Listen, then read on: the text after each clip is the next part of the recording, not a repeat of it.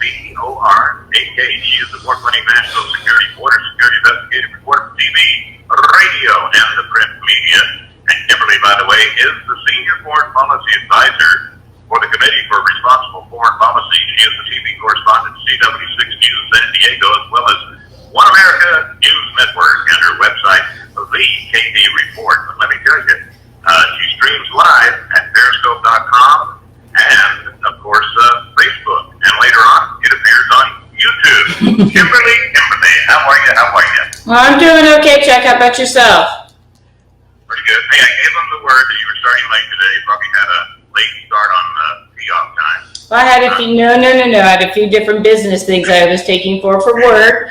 But I also took the opportunity to, a few minutes ago, watch the president give a little impromptu press conference to the media at an event where he was signing, that this was going to be Make America Great Products Day in America. And the media immediately went after the president for the tweet over the weekend, stating that he felt that if this congresswoman, who I'm not going to mention, did not like America, complained about it as such, said that there's no reason she needs to stay here. So he suggested if she doesn't like it, she can leave. So of course, over the weekend, now you've got mainstream media out there saying that was something terribly racist the president had said. And they went after him immediately at this impromptu press conference. And let me tell you, the people that were in the crowd when Trump answered his question, said, look, if you don't like America, leave. They were cheering like there was no tomorrow. I guarantee you're not going to see that on the evening news tonight, but these people in the crowd sitting there at the White House are sick and tired of people trashing America and what we're doing and saying that, all of these false, we're going to impeach the president. He's a racist. All the Nazis love him now. And all of this stuff is nonsense. And the average American person out there understands that. And today that was demonstrated. Sorry. Yeah, and I'll tell you what, along with that story comes the one with former acting ICE Director Tom Homan. Yeah. And boy, he talked about his appearance last Friday. Yeah. And I mean, I don't know if you've seen it, Kimberly, but check that out on Fox News Report. Yeah, no, it's disgraceful how they are going after somebody who's actually dedicated his entire life. I know him. Dedicated his entire life to working along that southern border, and he sees the crime that's taking place every day. And he's, America's watching crime happen way north of the border. In New Jersey, where girls are being beheaded by MS-13 gang members. In California, where illegals are shooting and killing the Kate Steinleys out there. These stories are not just a handful of people like the mainstream media would like to put it off to you. In any event, they're here illegally. They've committed felonies, multiple felonies. And to say that their president is racist for wanting to remove these people, change the law. Congress, please, if you want it to be legal in this country for these guys to commit crimes and stay, please, I'm begging you, change the law on that. One of Homan's quotes, he said, if you don't like this, do your job, fix it. Yeah. But then did he get upset? There was Representative Jesus Garcia, Democrat, Illinois, who called him a racist. Mm-hmm. And he said, you don't care about dying children. He said, that's when I thought about getting up, throwing that man a beating right there in the middle of the room. If you tell somebody who spent their career saving lives that I don't care about dying children, I'm a racist, he said, that's where I broke. And Trump, racist.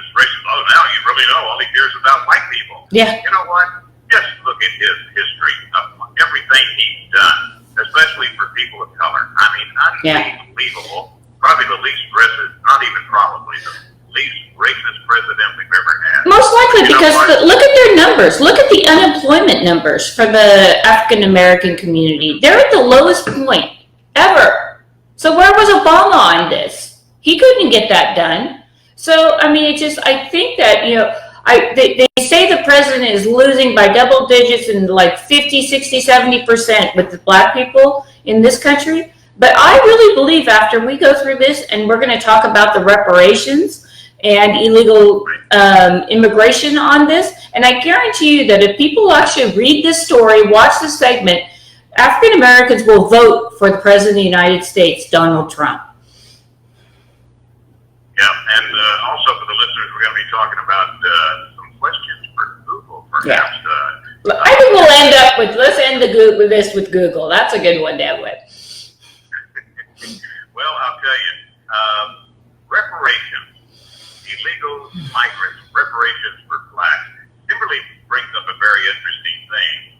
Have you ever thought how much we spend on illegal aliens and immigrants, and how you could pay the reparations if you weren't spending the money on the immigrants and illegals? I mean, we got what? I didn't see any figures from you, but I know that. Yeah, I've got them sitting right here in front of me.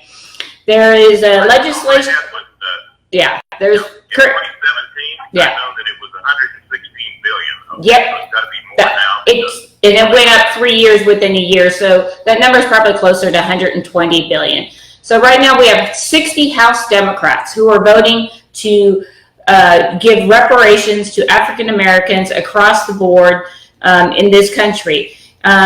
Some of the political candidates for president have said that this number should be somewhere in the $200 to $500 billion range. That's what we should be spending on reparations to all black people in this country, most of which were never actually slaves. It was their grandparents, their great-grandparents, and so on. But if you look at that number, like you just pointed out, in 2017, we spent $116 billion to take care of illegal aliens in this country. So if I would be happy to change out, say, look, we're not going to give that money to them anymore. I prefer to give it to people who were really in this country a long time and really helped build this country.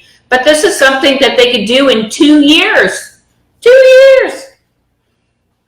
Well, also the figure turns out roughly 8,000 plus per illegal alien family. That's just the illegal. Yeah. Okay. And they're not supposed to be collecting that in any event. And people always say, well, they're adding to the economy. That's the big argument you get from the left. They pay countless in taxes. A good portion of them, because they're not here legally, can't go down and get hired by McDonald's without their card. Even McDonald's will ask for their work identity.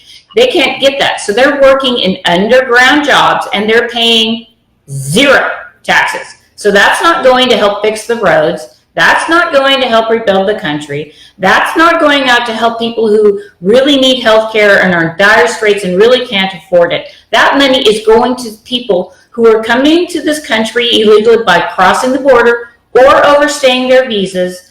And the predominant number there is, Hispanic, Central American. Those are the predominant numbers. It's not a racist statement to say that. There are a lot of Chinese and a lot of Asians coming in as well, but the predominant number is coming from Mexico, Central America, and South America. That's the predominant number.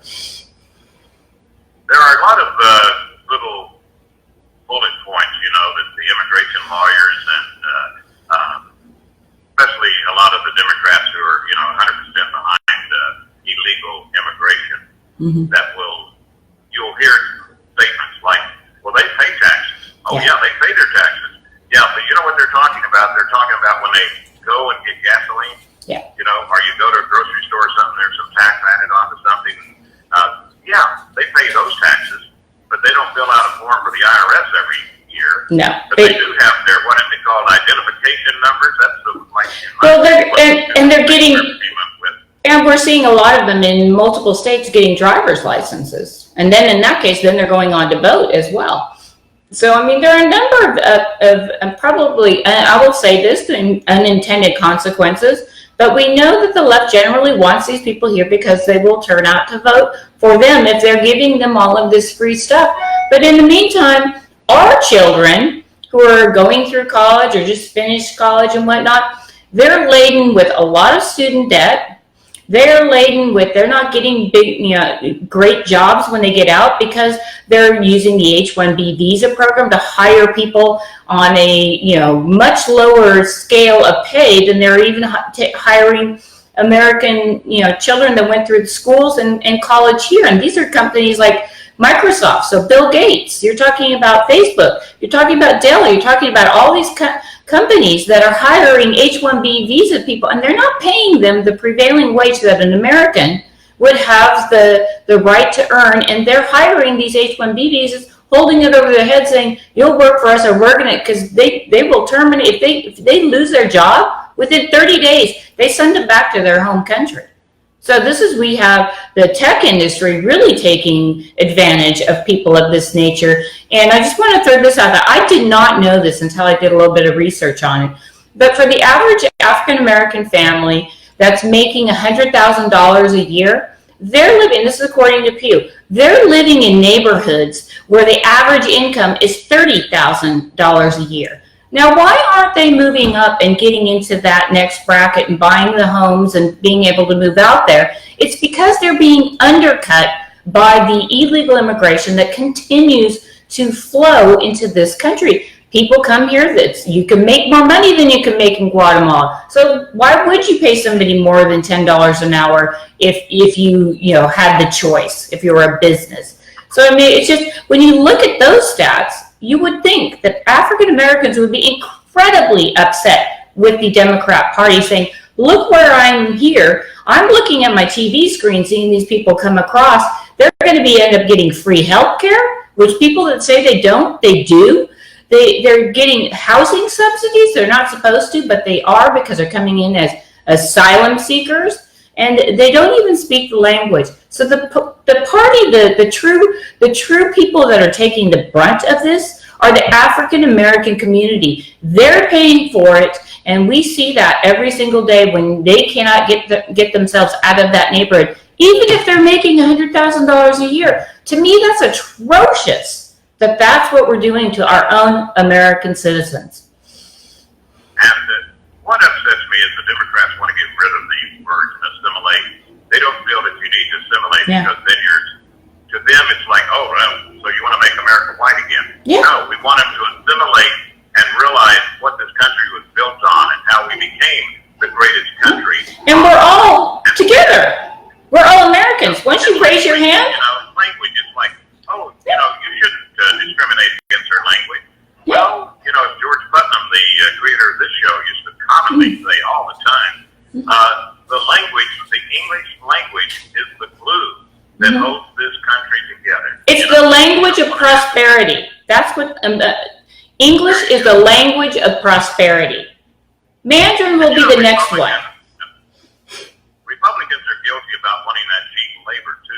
Yeah. Yeah. No doubt about it. As bad as the Democrats. Right now, the Republicans don't have to say anything because the Democrats, they're just opening up. I've never seen it this insane, ever. Yeah. Well, I'd like to read a comment that I got, that it's extraordinary, that, a couple of different people had written on this story. They said that the uninsured immigrants, this is just uninsured immigrants, and this came from the left. This came from a left magazine that's predominantly left. Said that unauthorized illegals are likely to receive about $4.6 billion in healthcare services paid for by federal tax dollars, $2.8 billion in health services, and that's funded by the state, local, and federal government. So we are shifting and taking money away from people like veterans and people who are down on their luck or don't have health care insurance because they can't afford it in this country. They're shifting that money to pay for it. These are numbers from the U.S. government. You cannot get around the U.S. government on these numbers. They keep track. They appropriate. Congress appropriates the money. We see where it goes. You have to know where to look for it.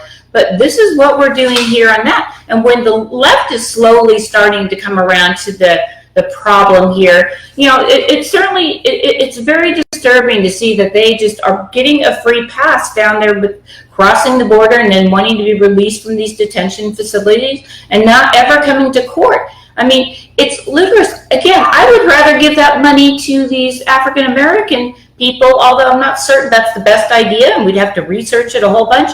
But why would we give this to people that turn around and send it back to their home countries in remittances? So it doesn't even stay in this country. Like the ICE arrest that didn't really take place over the last weekend. Yeah.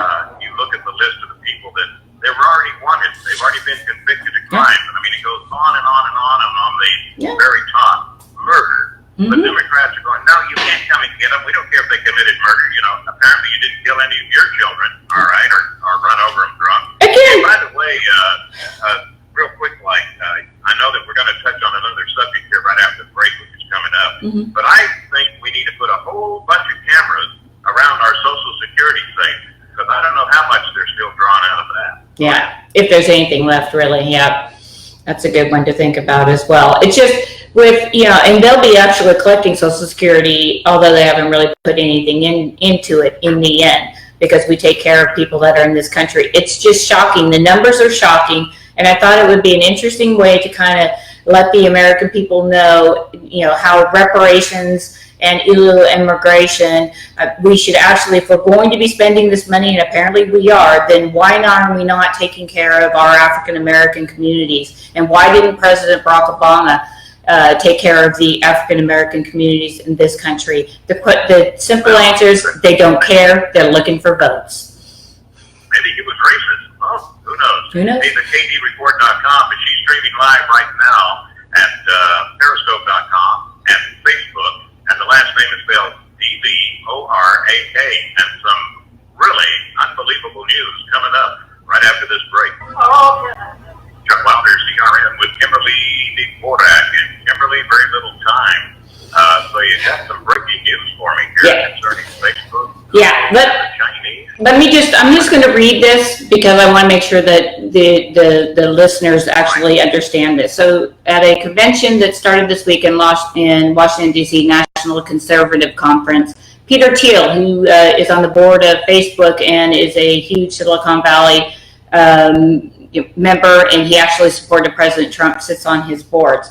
So he spoke at this conference and asked 3 questions that the Trump administration and people should be asking. Number 1, how many foreign intelligence agencies have infiltrated your Manhattan Project for AI? Number 2, how does Google senior management consider itself to have be thoroughly infiltrated by the Chinese intelligence? Number 3, is it because they consider themselves to be so thoroughly infiltrated that they have engaged in seemingly treasonous activities with the Chinese military and not with the U.S. military, because they are making the sort of bad short-term rationalistic decisions that any technology doesn't go out the front door, it gets sold out the back door anyway. He added, and this is the final thing he said on this, he said, it needs to be asked if the FBI and CIA, I'm not quite certain how to say this, but if they're asking Facebook or if they're asking Google if they're, you know, being infiltrated and have their alliances with China in a not so gentle manner. So the big news here is that this is breaking news because we all use Google. Google has Google Maps all over the show, and they have been infiltrated by the Chinese military. They refuse to work with the United States government on a lot of these very, very serious high-tech issues. And it was a very strong statement for someone like Peter Thiel, who's a part of that industry, come out and say something like that. So stay tuned for in the next few weeks. We're going to start seeing a lot of talk on that, because that really just goes after the heart of China and the stealing of the intellectual property that they do on a daily basis. What do you think? People are going to say, Peter Thiel, wait a minute, if he connects with Facebook, he's just going after Facebook because he used to be with Twitter. He used to. I mean, he's a brilliant person. I mean, I've seen him speak before. He's very, very intelligent, and he's not a typical. And he thinks that the day is coming that the people over in Silicon Valley, their bubble will burst soon. He's of that measure, and he's trying to get reforms and make sure that, you know, the industry reforms before the government actually steps in. I think that time has come and gone. I think that, you know, they've had way too much power. They need to be regulated just like the utility companies, because you can't really operate in this country without the use of the internet. And Google plays a big role on that. Facebook, of course, but Twitter, you know, so this stuff's going to be regulated, and the government will regulate it much more heavy-handedly than if they would have just done something themselves. But I think the point it's gone. That time is come and gone. The U.S. government will step in, and that was a very serious thing for Teal to say. He is a very quiet person, and for him to come out and make that statement is huge because people listen to him in Silicon Valley. Well, in the last election, if you were using Google, you knew that there was something crazy going on, especially how they kept directing you to, Hillary Clinton's website, even when you weren't trying to get to it. When he said we have to ask these questions by the FBI and the CIA, there's your big hurdle right there as we run out of time. Yep. It seemed like it was so fast today. We'll do that next week. You let me know, okay? Yeah, Kimberly Dvorak, and it's thekdreport.com, okay? And every once in a while, you'll get her at CW6 News San Diego, One American News Network, and she is the Senior Foreign Policy Advisor for the Committee for Responsible Foreign Policy. Thank you very much. We'll do it again next week. Thank you.